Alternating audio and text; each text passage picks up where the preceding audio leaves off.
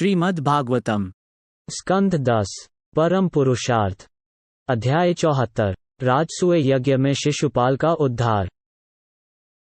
शुकदेव गोस्वामी ने कहा, राजा युधिष्ठिर ने जरासंध के वध और भगवान कृष्ण की अद्भुत शक्ति के बारे में सुनकर बहुत खुश हुए। उन्होंने प्रसन्नतापूर्वक भगवान से इस प्रकार कहा। श्री युधिष्ठिर ने कहा, तीनों लोकों के सम्माननीय गुरु और अलग अलग लोकों के निवासी और शासक आपके हुक्म को, जो बहुत कम ही किसी को मिलता है, अपने सिर आंखों पर रखते हैं। वही कमल नेत्र भगवान आप उन दीन मूर्खों के आदेशों को स्वीकार करते हैं, जो अपने आप को शासक मान बैठते हैं, जबकि हे सर्वव्यापी, यह आपके पक्ष में महान आडंबर है। परम सत्य परमात्मा और आदि पुरुष के पास जो शक्ति है, वह किसी अन्य के बिना ही पूर्ण है। उनकी शक्ति उनके कर्मों से न तो कम होती है, न ही बढ़ती है। ठीक वैसे ही जैसे सूर्य के चारों ओर घूमने से सूर्य का प्रकाश कभी कम नहीं होता है और न ही बढ़ता है। हे अपराजय माधव, आपके भक्त तो मैं और मेरा और तुम और तुम्हारा में कोई अंतर ही नहीं मानते, क्योंकि ये तो जानवरों की कुटिल सोच है। श्री शुकदेव गोस्वामी ने कहा, ये कहकर राजा युधिष्ठिर ने उस समय का इंतजार किया जब तक कि यज्ञ के लिए उपयुक्त समय न आ गया। फिर भगवान कृष्ण की अनुमति से उन्होंने यज्ञ संपन्न कराने हेतु उपयुक्त पुरोहितों का चयन किया, जो कुशल विद्वान थे। उन्होंने कृष्ण द्वैपायन, भरद्वाज, सुमंतु, गौतम और असित के साथ ही वशिष्ठ, च्यवन, कण्व, मैत्रेय, कवश और त्रित का चुनाव किया। विश्वामित्र, वामदेव, सुमति, जैमिनी, क्रतु, पैल और पराश के साथ साथ गर्ग, वैशंपायन, अथर्वा, कश्यप, धौम्य, भृगुवंशी परशुराम, आसुरी, वीतिहोत्र, मधुच्छंदा, वीरसेन और अकृतव्रण भी चुने गए। हे राजन, उत्सुकता से यज्ञ देखने के लिए द्रोण, भीष्म, कृप, धृतराष्ट्र और उनके पुत्र, बुद्धिमान विदुर और अन्य ब्राह्मण, क्षत्रिय, वैश्य और शूद्र आमंत्रित थे। वास्तव में सभी राजा अपने अनुचरों के साथ वहां आए थे। तत्पश्चात ब्राह्मण पुरोहितों ने सोने के हलों से यज्ञ स्थल की जुताई की और प्रामाणिक विद्वानों द्वारा निर्धारित परंपराओं के अनुसार राजा युधिष्ठिर को यज्ञ के लिए दीक्षित किया। राजा युधिष्ठिर के राजसूय यज्ञ के लिए दिए गए बलिदान में उपयुक्त पात्र सोने के बने थे, जैसे कि भगवान वरुण द्वारा यज्ञ में थे। इंद्र, ब्रह्मा, शिव और कई अन्य लोकपाल, सिद्ध और गंधर्व और उनके सहयोगी, विद्याधर, महान सर्प, ऋषि, यक्ष, राक्षस, दैवीय पक्षी, किन्न, चारण और पृथ्वी के राजा, सभी को आमंत्रित किया गया था और वे सभी दिशाओं से पांडु पुत्र राजा युधिष्ठिर के राजसूय यज्ञ में आए थे। वे यज्ञ के ऐश्वर्य को देखकर जरा भी आश्चर्यचकित नहीं हुए, क्योंकि यह कृष्ण भक्त के लिए सर्वथा उपयुक्त था। देवताओं के समान ताकतवर पुरोहितों ने वैदिक आज्ञाओं के अनुसार राजा युधिष्ठिर के लिए राजसूय यज्ञ वैसी ही तरह संपन्न करवाया जैसा पहले देवताओं ने वरुण के लिए संपन्न करवाया था। सोमरस निकालने के दिन राजा युधिष्ठिर ने गुरुजनों और सभा में उपस्थित श्रेष्ठजनों की पूजा अर्चना यथोचित रूप से और सावधानी पूर्वक संपन्न की। तब सभासदों ने विचार विमर्श किया कि उनमें से सबसे पहले किसकी पूजा की जाए, परंतु चूंकि अनेक व्यक्ति इस सम्मान के योग्य थे, इसलिए वे निश्चय करने में असमर्थ थे। अंत में सहदेव ने कहा, वास्तव में अच्युत, जो कि भगवान हैं तथा यादवों के मुखिया हैं, वे ही सबसे ऊंची पदवी के अधिकारी हैं। सच तो ये है कि वे अपने आप ही वेदों में आराध्य सभी देवताओं को शामिल करते हैं। इसके साथ ही वे पूजा के लिए पवित्र स्थान, समय और सामग्री को भी समेटे हुए हैं। ये पूरा ब्रह्मांड उन पर निर्भर करता है। साथ ही विशाल यज्ञ समारोह, उनकी पवित्र अग्नि, तर्पण और मंत्र इत्यादि भी उन पर टिके हुए हैं। सांख्य और योग दोनों ही इकलौते परमेश्वर को अपना लक्ष्य समझते हैं। हे सभासदों, वो जन्मा हुआ भगवान सिर्फ अपने आप पर निर्भर रहकर इस जगत को पैदा करता है, उसका पालन करता है और अपनी शक्तियों की बदौलत नष्ट भी करता है। ये ब्रह्मांड उन्हीं पर टिका हुआ है। वो इस जगत में विविध कर्मों की उत्पत्ति करते हैं। उनकी ही कृपा से सारा संसार धर्म, अर्थ, काम तथा मोक्ष की प्राप्ति के लिए प्रयत्नशील रहता है। अतः हमें सर्वोच्च सम्मान भगवान कृष्ण को देना चाहिए। ऐसा करके हम समस्त जीवों का सम्मान करेंगे और अपने आप का सम्मान भी करेंगे। जो कोई भी व्यक्ति यह चाहता है कि उसने जो सम्मान दिया वो अनंत रूप से लौटाया जाए, उसे कृष्ण का सम्मान करना चाहिए, जो परम शांतिपूर्ण और सभी प्राणियों की संपूर्ण आत्मा है और जो सर्वोच्च भगवान है और जो किसी भी चीज को स्वयं से अलग नहीं मानते।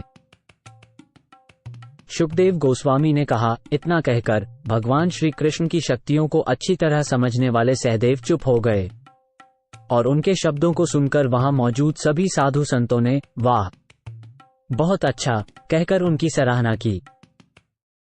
राजा ब्राह्मणों की इस घोषणा से बेहद खुश हुए क्योंकि वे इससे पूरी सभा की मनोदशा समझ गए थे। उन्होंने प्यार से भरकर इंद्रियों के स्वामी भगवान कृष्ण की पूजा की। भगवान कृष्ण के चरण पखारकर राजा युधिष्ठिर ने हर्षित होकर उस जल को अपने सिर पर व तत्पश्चात अपनी पत्नी, भाइयों, अन्य कुटुंबियों तथा मंत्रियों के सिर पर छिड़का। वो जल सारे संसार को पवित्र करने वाला है। जब वे पीले रेशमी वस्त्रों एवं मूल्यवान रत्नों से जड़े हुए आभूषणों की भेंट देकर प्रभु का सत्कार कर रहे थे, तब राजा के अश्रुओं से भरी आंखें उन्हें प्रभु को सीधे देखने से रोक रही थीं। भगवान श्री कृष्ण को इस तरह सम्मानित होते देख वहां उपस्थित अधिकांश लोगों ने श्रद्धापूर्वक हाथ जोड़कर कहा, आपको नमस्कार, आपकी विजय हो, और उसके बाद उन्हें नमन किया। ऊपर से फूलों की वर्षा होने लगी। दमघोष के अधीर और असहिष्णु पुत्र ने भगवान श्री कृष्ण के दिव्य गुणों की प्रशंसा सुनकर क्रोध में आकर अपनी सीट से खड़े होकर गुस्से में हाथ हिलाते हुए पूरी सभा के सामने भगवान के विरुद्ध निम्नलिखित कठोर शब्द कहे। शिशुपाल ने कहा, वेदों का ये कथन कि समय ही सबका अनिवार्य नियंत्रक है निस्संदेह सत्य सिद्ध हुआ है, क्योंकि बुद्धिमान गुरुजनों की बुद्धि अब एकमात्र बालक के शब्दों से चकरा गई है। हे सभा के नेताओं, सम्मान के योग्य पात्र कौन है, यह आप अच्छी तरह जानते हैं। इसलिए आपको किसी बच्चे की बातों पर ध्यान नहीं देना चाहिए जब वो दावा कर रहा है कि कृष्ण पूजनीय है। आप लोग इस सभा के सबसे महान सदस्यों को कैसे नजरअंदाज कर देते हैं। वे सर्वश्रेष्ठ ऋषि हैं जो ब्रह्म के प्रति समर्पित हैं और तपस्या की शक्ति, ईश्वरीय अंतर्दृष्टि और कठोर व्रत में लगे रहते हैं। वे ज्ञान से पवित्र हुए हैं और ब्रह्मांड के शासकों द्वारा भी पूजित किए जाते हैं। क्या ये ग्वाला लड़का, जो अपने परिवार के लिए एक कलंक है, आपकी पूजा का पात्र है, ठीक वैसे ही जैसे एक कौवा पवित्र पुरोड़ाश चावल केक खाने का पात्र नहीं होता। सामाजिक और आध्यात्मिक व्यवस्था या पारिवारिक नैतिकता के किसी भी सिद्धांत का पालन न करने वाला, सभी धार्मिक कर्तव्यों से बहिष्कृत किया गया, मनमाना व्यवहार करने वाला और जिसमें कोई अच्छा गुण न हो, ऐसा व्यक्ति पूजा के योग्य कैसे हो सकता है। ययाति ने इन यादवों के कुल को शाप दिया था, तभी से ईमानदार लोगों ने इनका बहिष्कार कर दिया है और ये शराब के आदी हो गए हैं। ऐसे में कृष्ण पूजा के योग्य कैसे हो सकते हैं। इन यादवों ने ब्रह्मर्षियों द्वारा बसाई गई पवित्र भूमि को त्याग कर समुद्र में एक किले में शरण ली है, जहां ब्राह्मण नियमों का पालन नहीं किया जाता। वहां ये डाकुओं की तरह अपनी प्रजा को लूटते और सताते हैं। शुकदेव गोस्वामी ने कहा, संपूर्ण सौभाग्य से वंचित शिशुपाल ऐसे ही तथा अन्य अपमानसूचक शब्द बोलता रहा, किंतु भगवान ने कुछ भी नहीं कहा, जिस प्रकार सिंह सियार की आवाज की परवाह नहीं करता। भगवान की ऐसी असहनीय निंदा सुनकर सभा के कई सदस्यों ने अपने कानों को बंद कर लिया और गुस्से में चेदी के राजा को कोसते हुए बाहर निकल गए। जिस स्थान पर भगवान या उनके श्रद्धावान भक्त की निंदा होती हो, यदि कोई व्यक्ति तुरंत उस स्थान को छोड़कर नहीं जाता है, तो निश्चित रूप से वो अपने पुण्यों के फल से वंचित होकर पतन को प्राप्त हो जाएगा। तब पांडवों का गुस्सा फूट पड़ा और मत्स्य, कैक तथा सृंजय वंशों के योद्धाओं के साथ मिलकर वे अपनी अपनी जगह से उठे और शिशुपाल को मारने के लिए हथियार उठा लिए।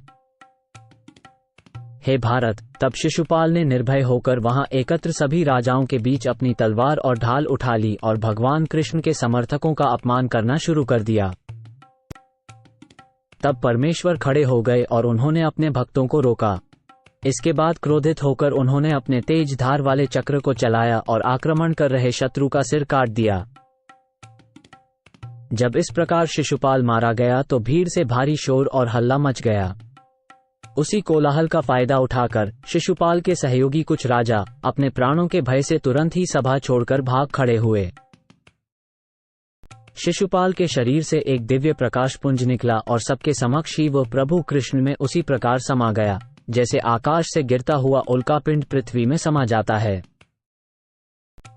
3 जन्मों तक भगवान कृष्ण से घृणा करने के कारण शिशुपाल को भगवान का दिव्य स्वरूप प्राप्त हुआ। वास्तव में मनुष्य की चेतना से उसका भावी जन्म निर्धारित होता है। सम्राट युधिष्ठिर ने यज्ञ के पुरोहितों और सभा सदस्यों को उदारतापूर्वक उपहार दिए और वेदों में बताए गए तरीके से उन सभी का सम्मान किया।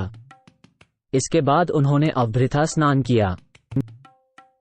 इस प्रकार समस्त योगेश्वरों के स्वामी श्री कृष्ण ने राजा युधिष्ठिर के लिए इस भव्य यज्ञ का सफलतापूर्वक संचालन करवाया। इसके पश्चात अपने घनिष्ठ मित्रों के अनुरोध पर वे कुछ महीनों तक वहीं ठहरे रहे। तब अनिच्छा से भी देवकी पुत्र भगवान ने राजा से अनुमति ली और अपनी पत्नियों और मंत्रियों के साथ अपनी राजधानी लौट आए। मैं पहले ही तुम्हें वैकुंठ के 2 निवासियों के बारे में विस्तार से बता चुका हूं, जिन्हें ब्राह्मणों द्वारा शापित होने के कारण भौतिक दुनिया में बार बार जन्म लेना पड़ा। राजसूय यज्ञ के सफलतापूर्वक समापन के प्रतीक अंतिम अवभृत्य अनुष्ठान में शुद्ध होकर राजा युधिष्ठिर ब्राह्मणों और क्षत्रियों के बीच इस तरह से चमक रहे थे मानो स्वयं देवराज इंद्र हों। राजा द्वारा समुचित सम्मान किए जाने पर देवता, मनुष्य और मध्यलोक के निवासी सभी प्रसन्नतापूर्वक कृष्ण और महान यज्ञ की प्रशंसा करते हुए अपने अपने स्थानों के लिए प्रस्थान कर गए। सभी संतुष्ट थे, केवल पापी दुर्योधन को छोड़कर, जो कलियुग का साक्षात रूप था और कुरु राजवंश का रोग था। वो पांडु पुत्र के बढ़ते हुए ऐश्वर्य को देखकर सहन नहीं कर सका। जो व्यक्ति शिशुपाल का वध, राजाओं को मुक्त कराना और राजसूय यज्ञ के निष्पादन सहित भगवान विष्णु के इन कार्यों का पाठ करता है, वो समस्त पापों से मुक्त हो जाता है।